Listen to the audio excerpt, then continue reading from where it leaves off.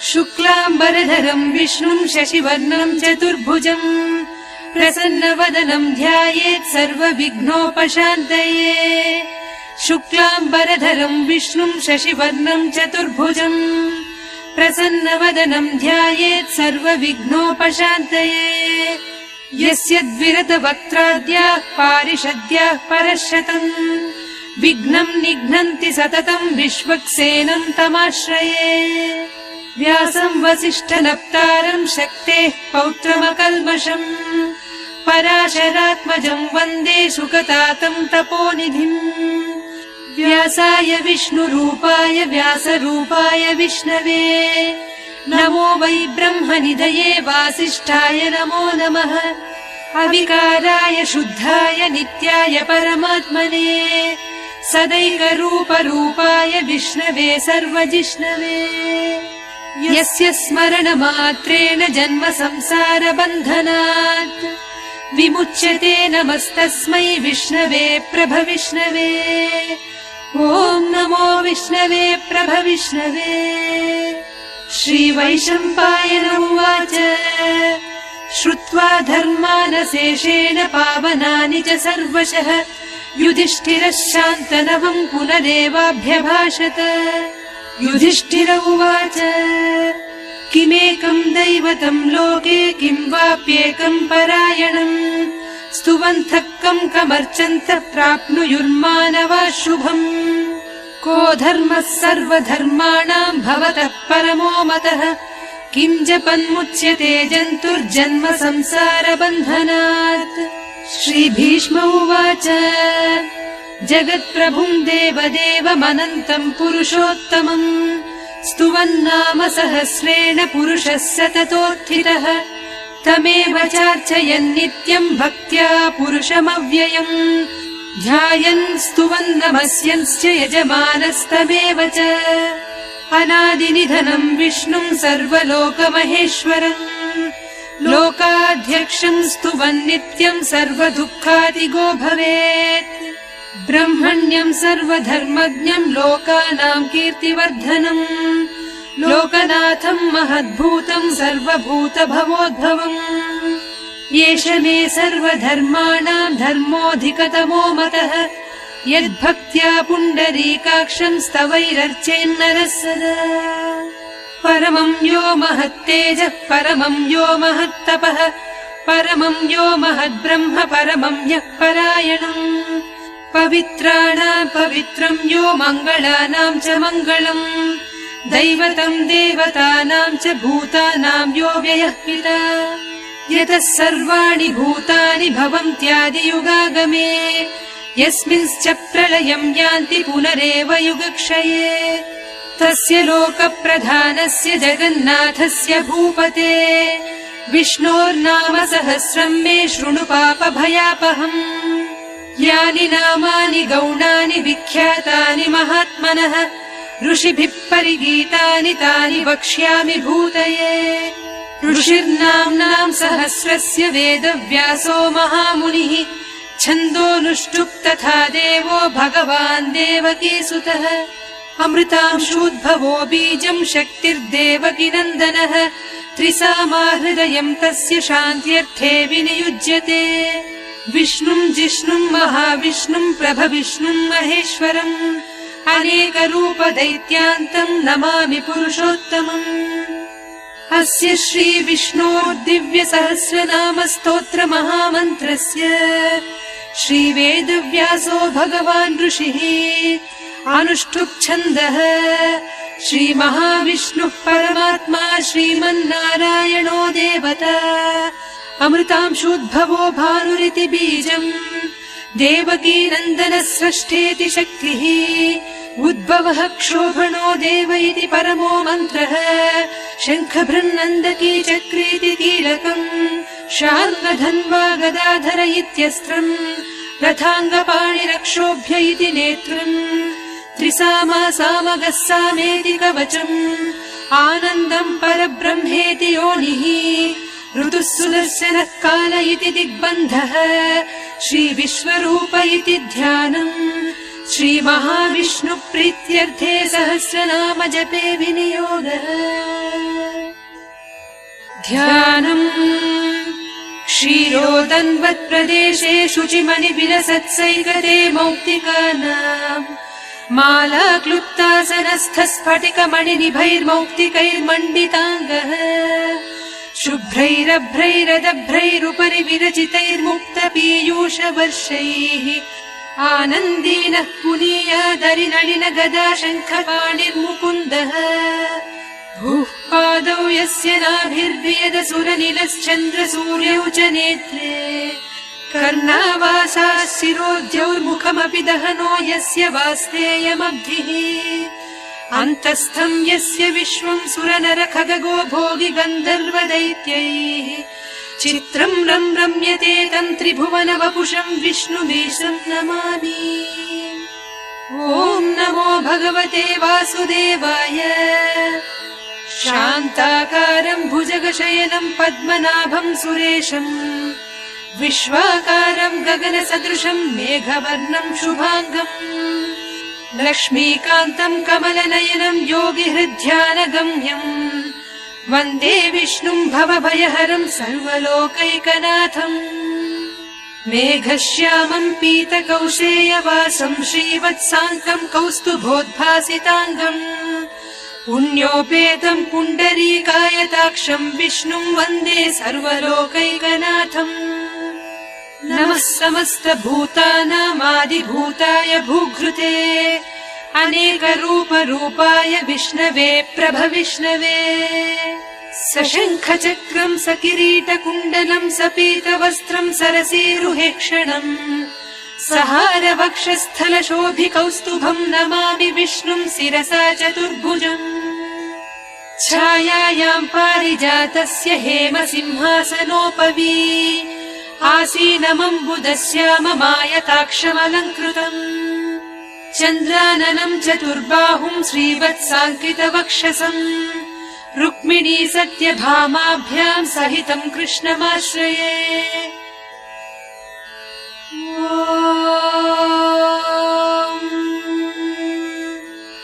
विश्वम् विष्णुर्वषट्कारो भूतभव्य भवत्प्रभुः भूतकृद्भूतभृद्भावो भूतात्मा भूतभावनः भूतात्मा परमात्मा च मुक्तानाम् परमागतिः अव्ययः पुरुषः साक्षी क्षेत्रज्ञोऽक्षर एव च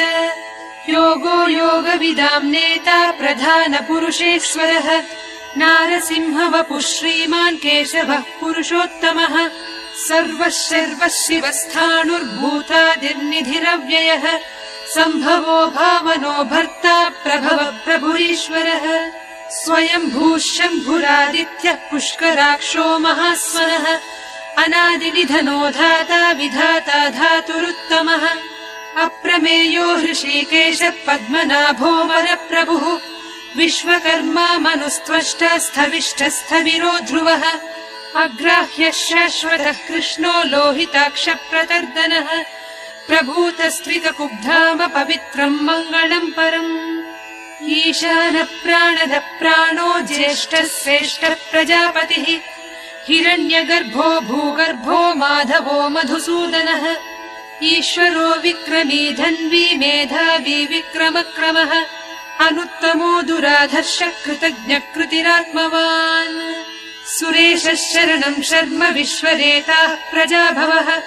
अहः संवत्सरो व्याळः प्रत्ययः सर्वदर्शनः अजः सर्वेश्वरः सिद्धः सिद्धिः सर्वादिरच्युतः वृषाकपिरमेयात्मा सर्वयोगविनिःश्रुतः वसुर्वसुमनाः सत्यः समात्मा संमितः समः अमोघः पुण्डरीकाक्षो वृषकर्मा वृषाकृतिः रुद्रो बहुशिरा बभ्रुर्विश्वयोनिः शुचिश्रवाः अमृतः शाश्वतस्थाणुर्वरारोहो महातपाः सर्वगः सर्वविद्भानुर्विश्वक्सेनो जनार्दनः वेदो वेदविदव्यङ्गो वेदाङ्गो वेदवित्कविः लोकाध्यक्षः सुराध्यक्षो धर्माध्यक्षकृताकृतः चतुरात्मा चतुर्व्यूहश्चतुर्दंष्ट्रश्चतुर्भुजः भ्राजिष्णुर्भोजनम् भोक्ता सहिष्णुर्जगदादिजः अनघो विजयोजेत विश्वयोनिः पुनर्वसुः उपेन्द्रो वामनप्रांशुरमोघः सुचिरूर्जितः अतीन्द्रः सङ्ग्रहः सर्गो धृतात्मा नियमो यमः वेद्यो वैद्यः सदा योगी वीरः माधवो मधुः अतीन्द्रियो महामायो महोत्साहो महाबलः महाबुद्धिर्महावीर्यो महाशक्तिर्महाद्युतिः अनिर्देश्य वपुः श्रीमान् अमेयात्मा महाद्विधृत् महेश्वासो महीभर्ता श्रीनिवासः सताङ्गतिः अनिरुद्धः सुरानन्दो गोविन्दो गोविदाम्बरिः मरीचिर्दमनोहंसः सुवर्णो भुजगोत्तमः हिरण्यनाभः सुतपाः पद्मनाभः प्रजापतिः अमृत्युः सर्वदृक्सिंहः सन्धाता सन्धिमान् स्थिरः अजो दुर्मर्षणः शास्ता विश्रुतात्मा सुरारिः गुरुर्गुरुतमो धाम सत्यः सत्यपराक्रमः निमिषो निमिषस्रग्वी वाचस्पतिरुदारधीः अग्रणीर्ग्रामणी श्रीमान् न्यायो नेता समीरणः सहस्रमूर्धा विश्वात्मा सहस्राक्षः सहस्रपात् आवर्तनो निवृत्तात्मा संवृतः सम्प्रमर्दनः अहः संवर्तको वह्निरनिलो धरणीधरः सुप्रसाद प्रसन्नात्मा विश्वसृड्विश्वभुग्विभुः सत्कर्ता सत्कृतः साधुर्जह्नुर्नारायणो नरः असङ्ख्येयो प्रमेयात्मा विशिष्टः शिष्टकृच्छुचिः सिद्धार्थः सिद्धसङ्कल्पः सिद्धिदः सिद्धिसाधनः वृषाही वृषभो विष्णुर्वृषपर्वा वृषोदरः वर्धनो वर्धमानश्च विविक्तः श्रुतिसागरः सुभुजो दुर्धरो वाग्मी महेन्द्रो वसुदो वसुः नैकरूपो बृहद्रूपः सिपिविष्टप्रकाशनः ओजस्तेजोद्युतिधरः प्रकाशात्मा प्रतापनः रुद्धस्पष्टाक्षरो मन्त्रश्चन्द्रांशुर्भास्करद्युतिः अमृतांशूद्भवो भानुः शशबिन्दुः सुरेश्वरः औषधम् जगतः सेतुः सत्यधर्मपराक्रमः भूतभव्यभवन्नाथः पवनः पावनो नलः कामः कामकृत्कान्तः कामः कामप्रदप्रभुः युगादिकृद्युगावर्तो नैकमायो महाशनः अदृश्यो व्यक्तरूपश्च सहस्रजिदनन्तजित् इष्टो विशिष्टः शिष्टेष्टः शिखण्डी नहुषो वृषः क्रोधः क्रोधकृत्कर्ता विश्वबाहुर्महीधरः अच्युत प्रथित प्राणः प्राणदो वासवानुजः अपाम् निधिरधिष्ठानमप्रमत्त प्रतिष्ठितः स्कन्द स्कन्दधरो धुर्यो वरदो वायुवाहनः वासुदेवो बृहद्भानुरादिदेवः पुरन्दरः अशोकस्तारणस्तारः शूरः शौरिज्जनेश्वरः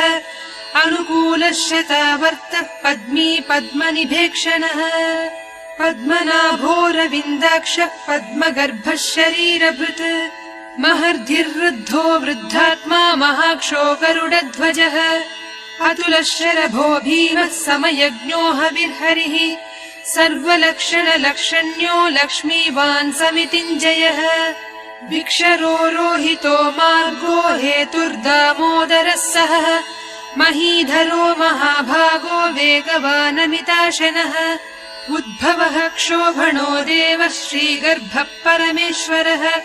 करणम् कारणम् कर्ता विकर्ता गहनो गुहः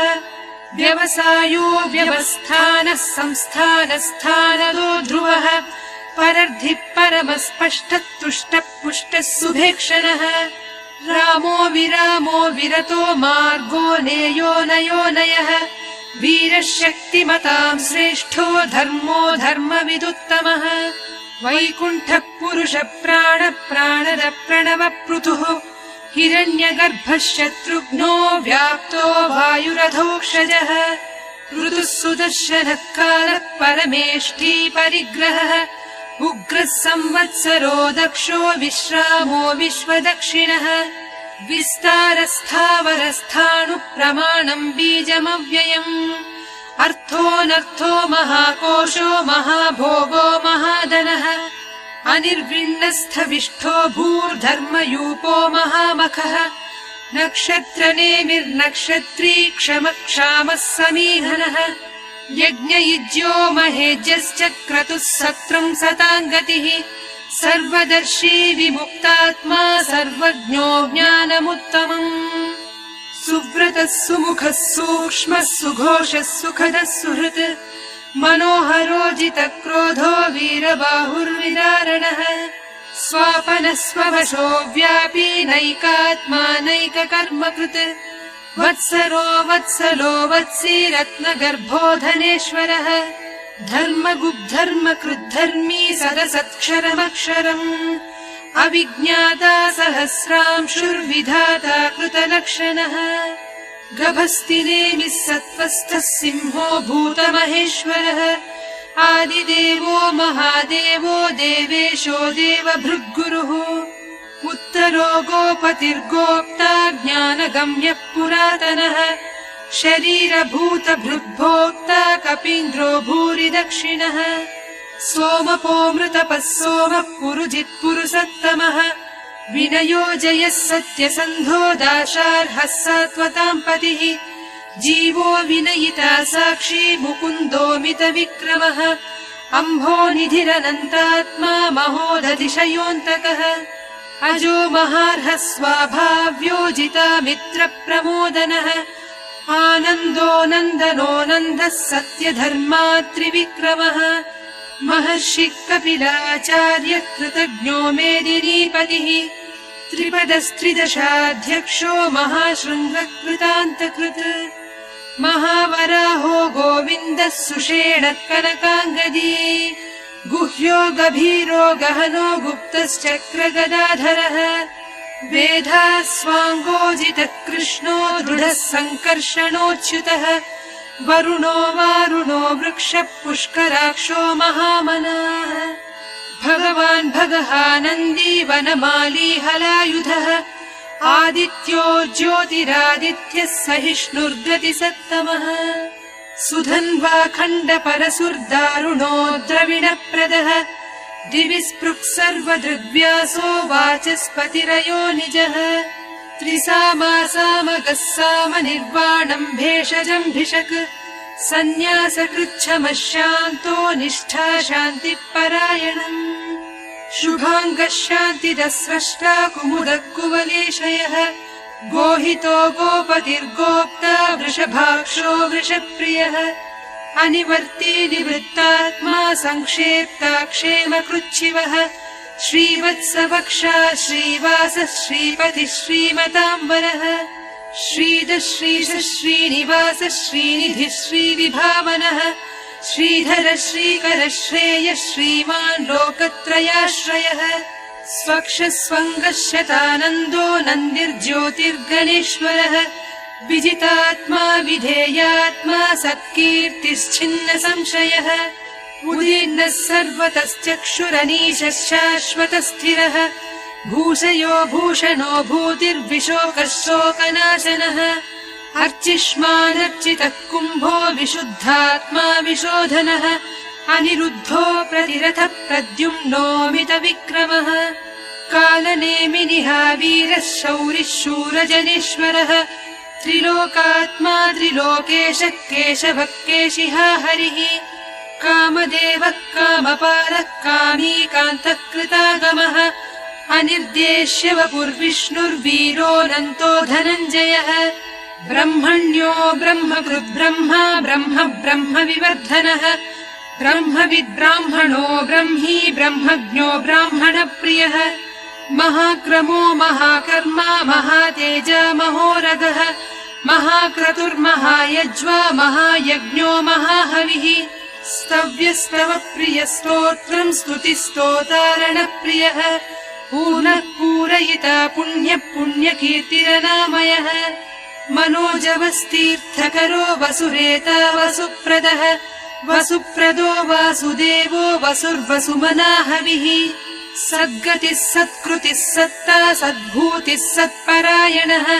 शूरसेनो यदुश्रेष्ठः सन्निवासः सुयामुनः भूतावासो वासुदेवः सर्वासु निलयो नलः दर्पः दर्पदो दृप्तो दुर्धरोधापराजितः विश्वमूर्तिर्महामूर्तिर्दीप्तमूर्तिरमूर्तिमान् अनेकमूर्तिरव्यक्तः शतमूर्तिः शताननः एकोनैकः स वक्तः किम् यत्तत्पदमनुत्तमम् लोकबन्धुर्लोकनाथो माधवो भक्तवत्सलः सुवर्णवर्णो हेमाङ्गो वराङ्गश्चन्दनाङ्गदी वीरः विषमः शून्यो घृतासीरचलश्चलः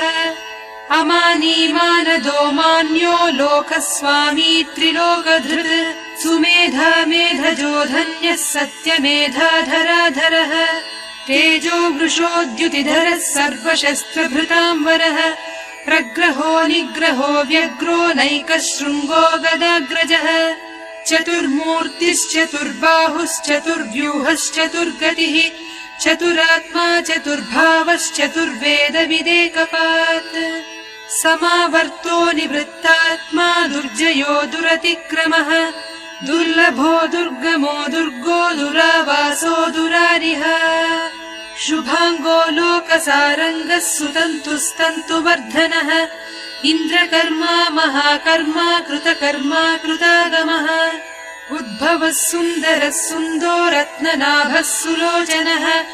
अर्को वाजसनः शृङ्गी जयन्तः सर्वविजयी सुवर्णबिन्दुरक्षोभ्यः सर्ववागीश्वरेश्वरः महाह्रदो महागर्तो महाभूतो महानिधिः कुमुदः कुन्दरः कुन्दः पर्जन्यः पावनोऽनिलः अमृतांशोऽमृतवपुः सर्वज्ञः सर्वतोमुखः सुलभः सुव्रतः सिद्धः शत्रुजिच्छत्रुतापनः न्यग्रोधोदुम्बरो श्रद्धश्चाणूरान्ध्रनिषूदनः सहस्रार्चिः सप्तजिह्वः सप्तैधाः सप्तवाहनः अमूर्तिरनघोचिन्त्यो भयकृद्भयनाशनः अणुर्बृहत्कृशस्थूलो गुणभृन्निर्गुणो महान् अधृतस्वधृतस्वास्य प्राग्वंशो वंशवर्धनः भारभृत्कथितो योगी योगीशः सर्वकामदः आश्रमश्रवणक्षामः सुपर्णो वायुवाहनः धनुर्धरो धनुर्वेदो दण्डो दमयितादमः अपराजितः सर्वसहो नियन्ता नियमो यमः सत्त्ववान् सात्विकः सत्यः सत्यधर्मपरायणः अभिप्रायप्रियार्होर्हः प्रियकृत्प्रीतिवर्धनः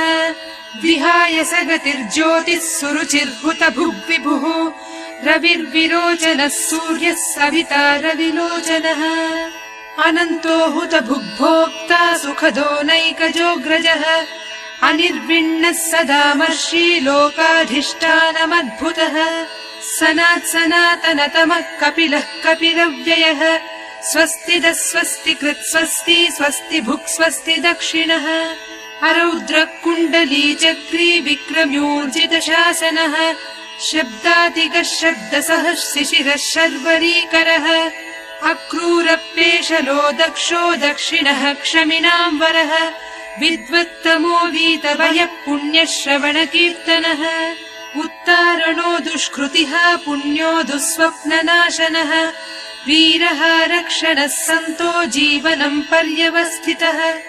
अनन्तरूपोऽनन्तः श्रीर्जितमन्युर्भयापहः चतुरश्रो गभीरात्मा विदिशो व्यादिशो दिशः अनादिर्भूर्भुवो लक्ष्मी सुवीरो रुचिराङ्गदः जननो जनजन्मादिर्भीमो भीमपराक्रमः आधारनिलयो धाता पुष्पहासप्रजागरः ऊर्ध्वगः सत्पथाचारः प्राणदप्रणवप्पणः प्रमाणम् प्राणनिलय प्राणभृत्प्राणजीवनः तत्त्वम् तत्त्वविदेकात्मा जन्म मृत्युजरातिगः भूर्भुवः स्वस्तरुस्तारः सविता प्रपितामहः यज्ञो यज्ञपतिर्यज्वा यज्ञाङ्गो यज्ञवाहनः यज्ञभृद्यज्ञकृद्यज्ञी यज्ञभुग्यज्ञसाधनः यज्ञान्तकृद्यज्ञगुह्यमन्नमन्नादयेव च आत्मयोनिः स्वयं जातो वैखानः सामगायनः देवकीनन्दनः स्रष्टा क्षितिः सत्पापनाशनः शङ्खभृन्नन्दकी चक्री शार्ङ्गधन्वा गदाधरः रथाङ्गपाणिरक्षोभ्यः सर्वप्रहरणायुधः श्रीसर्वप्रहरणायुध वो नम इति वनमाली गदीशाङ्गी शङ्खी चक्री च नन्दकी श्रीमन्नारायणो विष्णुर्वासुदेवोऽभिरक्षतु वनमाली गदीशाङ्गी शङ्खी चक्री च नन्दकी श्रीमन्नारायणो विष्णुर्वासुदेवोऽभिरक्षतु श्रीवासुदेवोऽभिरक्षत्वो नम इतीदं कीर्तनीयस्य केशवस्य महात्मनः नाम्नां सहस्रं दिव्यानामशेषेण प्रकीर्तितम् य इदं शृणुयान्नित्यं यश्चापि परिकीर्तयेत् नाशुभं प्राप्नुयात् किञ्चित् सोमुत्रेह च मानवः वेदान्तगो ब्राह्मणः स्यात् क्षत्रियो विजयी भवेत् वैश्यो धनसमृद्धः स्यात् शूद्रः सुखमवाप्नुयात् धर्मार्थी प्राप्नुयात् धर्ममर्थार्थी चार्थमाप्नुयात् कामानवाप्नुयात् कामी प्रजार्थी चाप्नुयात् प्रजाः भक्तिमान् यः सदोत्थाय शुचिस्तद्गतमानसः सहस्रं वासुदेवस्य नाम्नामेतत् प्रकीर्तयेत् यश प्राप्नोति विपुलं याति प्राधान्यमेव च अचलां श्रियमाप्नोति श्रेयः प्राप्नोत्यनुत्तमम् न भयं क्वचिदाप्नोति वीर्यं तेजश्च विन्दति भवत्यरोगो द्युतिमान् बलरूपगुणान्वितः रोगार्तो मुच्यते रोगात् बद्धो मुच्येत बन्धनात् भयान्मुच्येत भीतस्तु मुच्येतापन्नापदः दुर्गाण्यतितरत्यासु पुरुषः पुरुषोत्तमम् स्तुवन्नाम सहस्रेण नित्यम् भक्तिसमन्वितः वासुदेवाश्रयो मर्त्यो वासुदेवपरायणः सर्वपापविशुद्धात्मा याति ब्रह्म सनातनम्